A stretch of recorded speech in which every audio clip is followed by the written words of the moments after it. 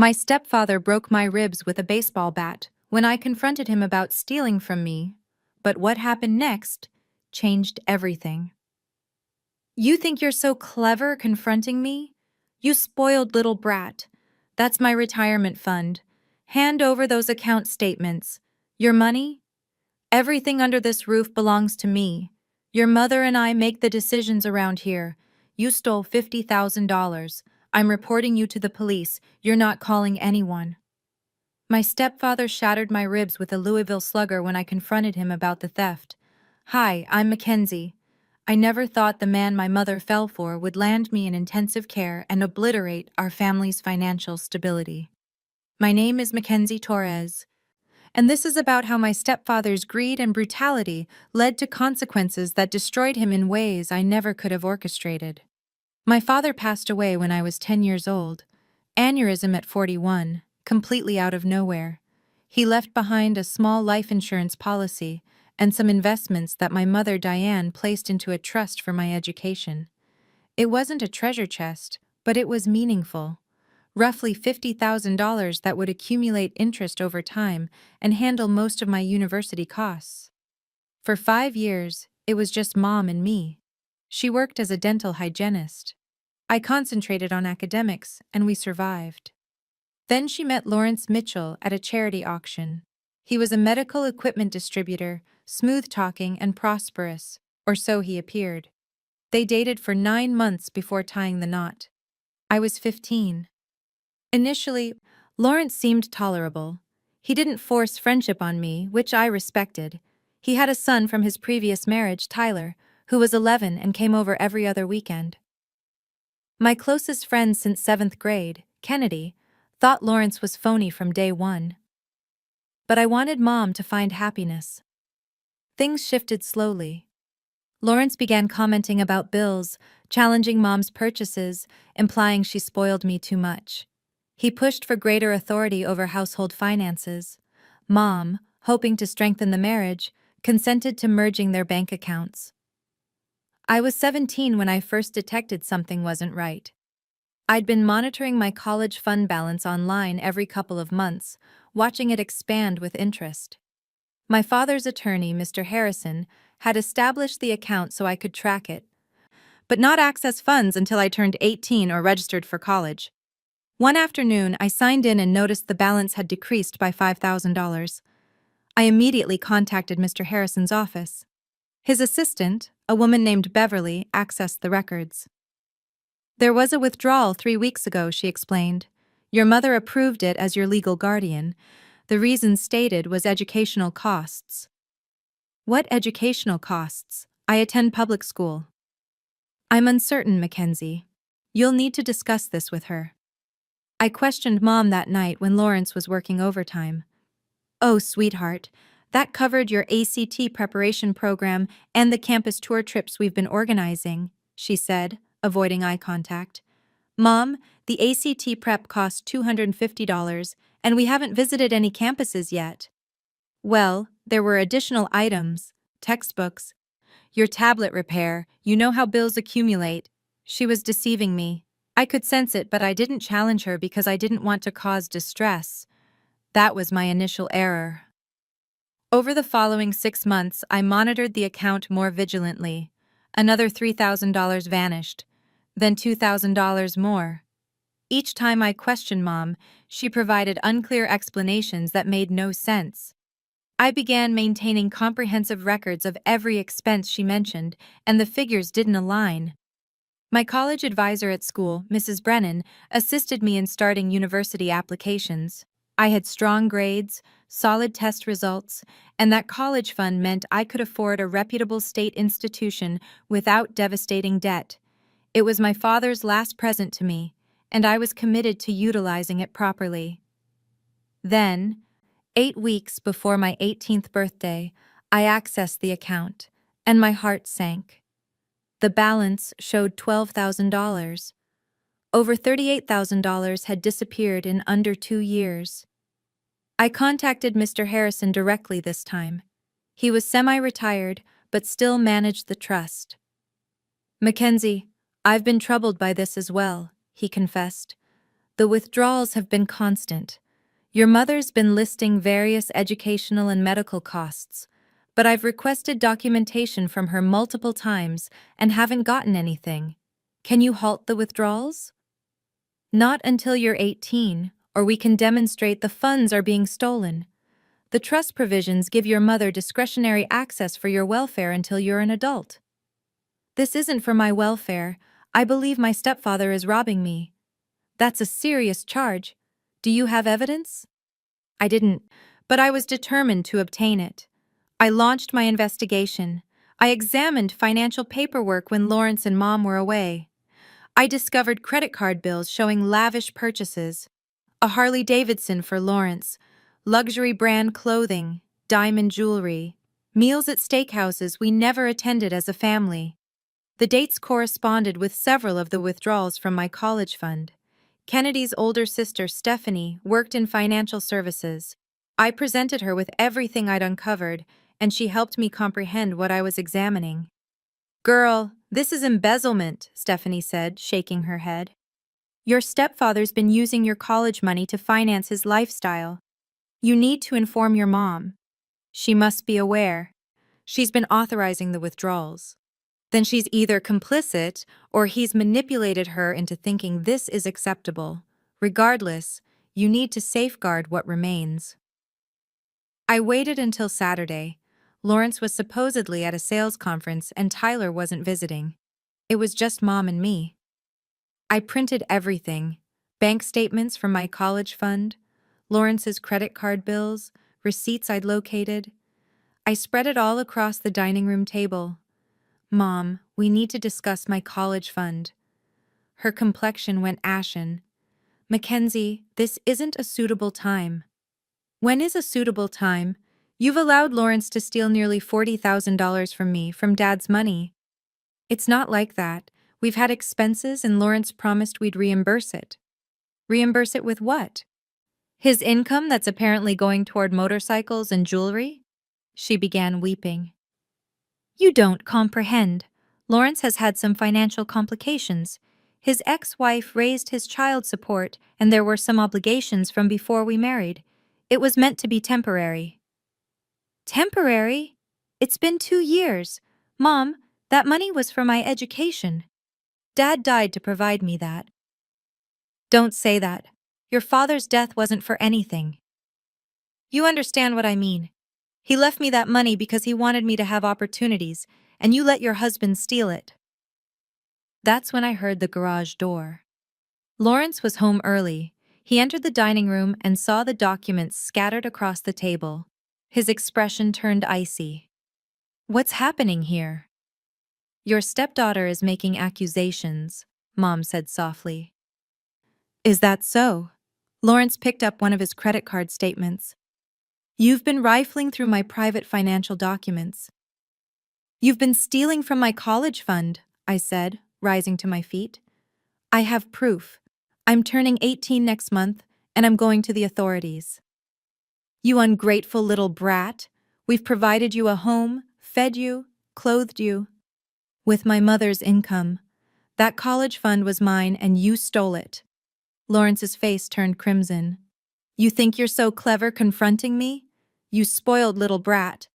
That's my retirement fund. Hand over those account statements." "Your money?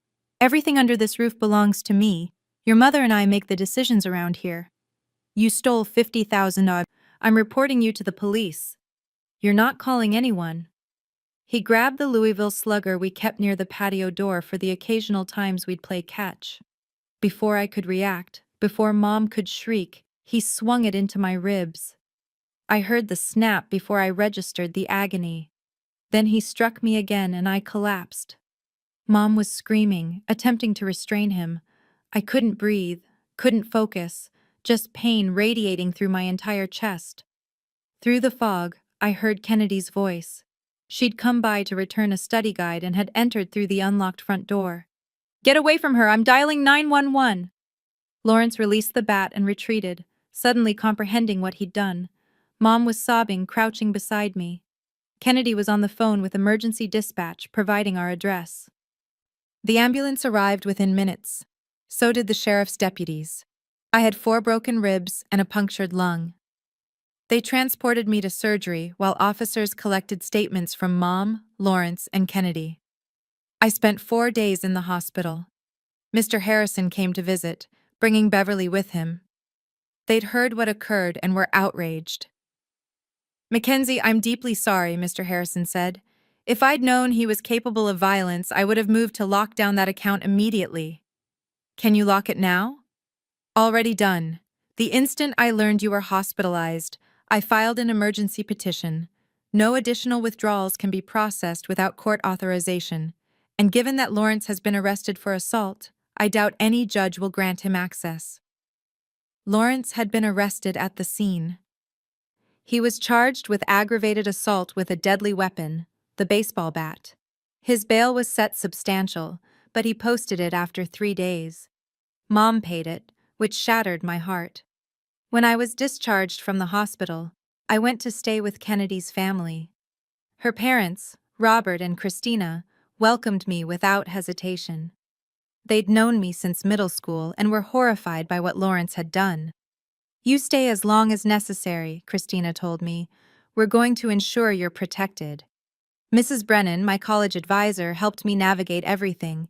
She connected me with a pro bono attorney named Victoria Chen, who specialized in financial exploitation cases. Victoria was relentless. "We're pursuing him for everything," Victoria told me. "The assault, the theft from your trust, all of it. But Mackenzie, I need you to understand something. Your mother authorized those withdrawals. She's legally responsible too." "I know," I said quietly. "I keep hoping she'll awaken and realize what he's done. But she's choosing him." And she was. Mom called me constantly, pleading with me to dismiss the charges against Lawrence, insisting it was all a misunderstanding. She claimed he'd been stressed, that I'd antagonized him, that families should forgive each other. She sounded exactly like an abuse victim defending her abuser. Lawrence's criminal trial for the assault was scheduled for 5 months out. Meanwhile, Victoria filed a civil lawsuit against him for the stolen funds. We had all the evidence. The paper trail of withdrawals matched to his personal spending. Mr. Harrison testified about the suspicious pattern. Stephanie, Kennedy's sister, provided expert analysis of the financial records. The civil case was straightforward. The judge ordered Lawrence to repay the full amount, $38,000, plus interest and attorney's fees. He had 6 months to comply or face additional penalties. But here's where Lawrence's existence really started crumbling. His employer, a major medical equipment corporation, discovered the assault charge and the financial theft. They had a rigid ethics policy, and distributors who committed violent crimes or financial fraud were terminated immediately. Lawrence lost his position. Without his income, he couldn't maintain his child support payments to his ex-wife. She took him back to court, and when the judge learned about his assault on a teenager and theft from a trust fund, he was unsympathetic. His child support actually increased because the judge calculated income based on his previous earnings, and he was ordered to secure comparable employment within 60 days. Lawrence couldn't find another job. No medical equipment company would consider him with the charges pending. His professional reputation was obliterated. Without income, he defaulted on the civil judgment, which meant the court could begin seizing assets. Mom had to sell the house. The equity went toward repaying my college fund and Lawrence's legal fees. They relocated to a cramped apartment in a deteriorating neighborhood. Mom picked up additional shifts at the dental office, working herself to exhaustion, attempting to keep them financially stable. Lawrence's assault trial was catastrophic for him. Kennedy testified about walking in and seeing Lawrence standing over me with the bat. The paramedics described my injuries. The emergency room physician explained that another blow could have ended my life. The jury convicted him in less than 4 hours.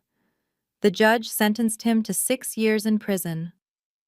At the sentencing hearing, the judge addressed Lawrence directly. "You attacked an unarmed 17-year-old girl with a weapon because she dared to question your theft of her inheritance. You stole from a child, then attempted to silence her with violence. You've demonstrated no remorse, no accountability. This sentence reflects the severity of your actions and the vulnerability of your victim. Lawrence's ex-wife immediately filed for full custody of Tyler with no visitation rights. Given his conviction for violent assault on a minor, the family court judge agreed. Tyler, who'd witnessed his father's temper before, seemed relieved. He wrote me a letter apologizing for what his father had done and thanking me for being courageous enough to stand up to him. Mom spiraled downward. She'd lost her house, her husband was incarcerated, and she'd destroyed her relationship with her only daughter by choosing his abuser over her. Some of her colleagues at the dental office learned what had happened and distanced themselves. Her own sister, my Aunt Patricia, stopped communicating with her after learning she'd enabled Lawrence's theft and then defended him after the assault. I heard through Aunt Patricia that Mom was seeing a therapist, finally attempting to understand how she'd let things deteriorate so severely. The therapist apparently told her she'd been in an emotionally abusive relationship and had been manipulated into participating in Lawrence's financial crimes. Whether that was accurate or just an excuse, I didn't know. Mr. Harrison helped me restructure what remained of my college fund. With the repayment from the civil judgment and what hadn't been stolen, I had approximately $47,000. Not quite what I'd started with, but sufficient. Between that and scholarships, I was able to attend the state university I'd wanted all along. I'm in my sophomore year now, studying healthcare administration. Kennedy's here too, and we're roommates. Robert and Christina helped me move into the residence hall last year, treating me like a second daughter. Mrs. Brennan still messages me occasionally to check how I'm doing. Victoria became a mentor, encouraging me to consider law school after I finish my undergraduate degree. Mom attempted to visit me during freshman orientation. I refused to see her. She sends messages sometimes, always the same pattern: apologizing, making excuses, asking if we can reconcile. I haven't responded. I'm not ready, and I might never be. She chose Lawrence over me repeatedly, even after he hospitalized me. That's not something I can simply forgive. Lawrence will be eligible for parole in 4 years. Victoria's already prepared to submit statements opposing it. I'll be there to remind the parole board exactly what he did and why he should serve his complete sentence. The last I heard, Mom was still working herself to exhaustion, attempting to pay off the mountain of debt Lawrence left behind. His legal fees, the remainder of what he owed me after the house sale, his back child support, it all fell on her. She's essentially living paycheck to paycheck in that small apartment, alone and isolated from most of her family and friends. Lawrence's life in prison hasn't been comfortable either. Aunt Patricia, who has a friend working at the correctional facility, told me he's been involved in several altercations and had privileges revoked multiple times. Apparently, other inmates don't appreciate people who assault teenagers. He's developed health issues from stress and inadequate prison conditions, and his requests for early release have been denied. Tyler, Lawrence's son, is flourishing from what I hear. Living full-time with his mother and stepfather, he's gotten therapy and is excelling in school. He sent me another letter last year on the anniversary of the assault, thanking me again for exposing his father's true character. He'd been frightened of him for years, but felt he couldn't say anything. My case gave his mother the evidence she needed to protect her son permanently. The ripple effects continued spreading. Lawrence's elderly parents, who'd initially defended him, eventually learned the full truth about what he'd done. They cut off contact with him entirely, refusing to visit him in prison. His brother, who worked in pharmaceutical sales, publicly distanced himself from Lawrence, fearing the scandal would damage his own career. Lawrence's professional network, built over 15 years, evaporated completely. Mom's family relationships remained fractured. Aunt Patricia told me that our grandmother, Mom's mother, barely spoke to her anymore. At family gatherings Mom wasn't invited to, people would ask about me, and Aunt Patricia would share my accomplishments. No one asked about Mom. She'd become the cautionary tale, the woman who chose a violent thief over her own daughter. The dental office where Mom worked eventually let her go. Not officially because of the scandal, but because her performance had deteriorated so significantly. She was exhausted, distracted, making errors. She found another position at a different practice, but for lower pay and fewer hours. Her financial situation became even more desperate. I think about my father sometimes, wondering what he'd think of how everything unfolded. He passed away trying to provide for my future, and Lawrence nearly destroyed that gift out of pure greed. But ultimately, I obtained my education. I'm building the life my father wanted for me, and the people who tried to take that away are paying the price for their choices. Kennedy and I have become closer than ever. Her family has truly become my family. Robert walks me through financial planning, teaching me how to protect myself. Christina helps me process the trauma, encouraging me to see the campus counselor when nightmares about the assault wake me up. Kennedy's younger brother treats me like an older sister, asking for homework help and advice. I've channeled my experience into purpose. I volunteer with an organization that helps young people who've been financially exploited by family members. I share my story, help them understand their legal options, connect them with resources. Victoria joins me sometimes, providing legal workshops.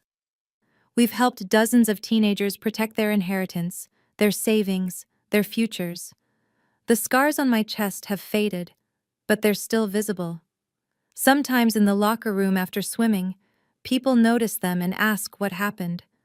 I tell them the truth, simply and directly.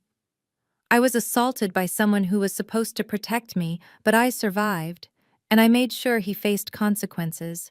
Most people don't know what to say after that, but I'm not looking for sympathy. I'm just stating facts. Last month, I received an unexpected letter.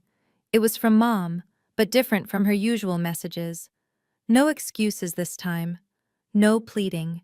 Just an acknowledgement of what she'd done, the choices she'd made, the damage she'd caused. She wrote that her therapist helped her understand she'd been complicit in Lawrence's abuse of me, that her desire to maintain her marriage had blinded her to her duty as a mother. She said she didn't expect forgiveness, didn't deserve it, but wanted me to know she finally understood. I haven't responded yet. Maybe I will someday. Maybe I won't. The truth is, I'm building a good life without her. I have people who love me, support me, protect me. I have goals and dreams and opportunities.